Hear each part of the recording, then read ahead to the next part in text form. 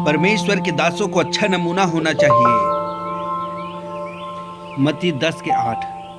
बीमारों को चंगा करो, मरे हुओं को जिलाओ, कोढ़ियों को शुद्ध करो, दुष्ट आत्माओं को निकालो। तुमने सेंतमेंत पाया है, सेंतमेंत दो। देखो, मैं तुम्हें भेड़ों की नाई भेड़ियों के बीच में भेजता हूँ। सो सांपों की नाई बुद्धिमान और कबूतरों की नाई भोले बनो। मरकुस 6:20।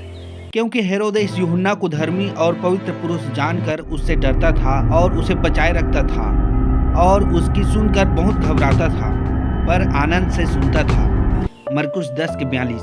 और यीशु ने उनको पास बुलाकर उनसे कहा, तुम जानते हो कि जो अन्य जातियों के हाकिम समझे जाते हैं वे उन पर प्रभुता करते हैं और उनमें जो बड़े हैं उन पर अधिकार जताते हैं, पर तुम में ऐसा नहीं होगा।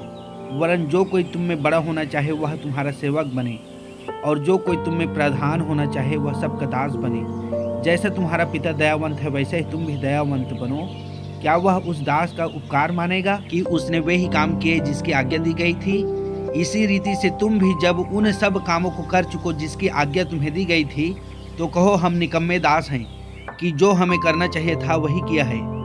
परमेश्वर सच्चा गवाह है कि हमारे उस वचन में जो तुमसे कहा हाँ और नहीं दोनों नहीं पाई जाती। देखो, मैं तीसरी बार तुम्हारे पास आने को तैयार हूँ और मैं तुम पर कोई भार न रखूंगा, क्योंकि मैं तुम्हारी संपत्ति नहीं वरन तुम ही को चाहता हूँ। क्योंकि लड़के बालों को माता पिता के लिए धन बटोरना न चाहिए, पर माता पिता को लड़के बालों के लिए। हम इस बात में चौकस रहते हैं कि इस उदारता के काम के विषय में जिसकी सेवा हम करते हैं कोई हम पर दोष न लगाने पाए, क्योंकि जो बातें केवल प्रभु ही के निकट नहीं परंतु मनुष्यों के निकट भी भली हैं, हम उनकी चिंता करते हैं। कोई तेरी जवानी को तुच्छ न समझने पाए, पर वचन और चाल चलन और प्रेम और विश्वास और पवित्रता में विश्वासियों के लिए आदर्श बन जा।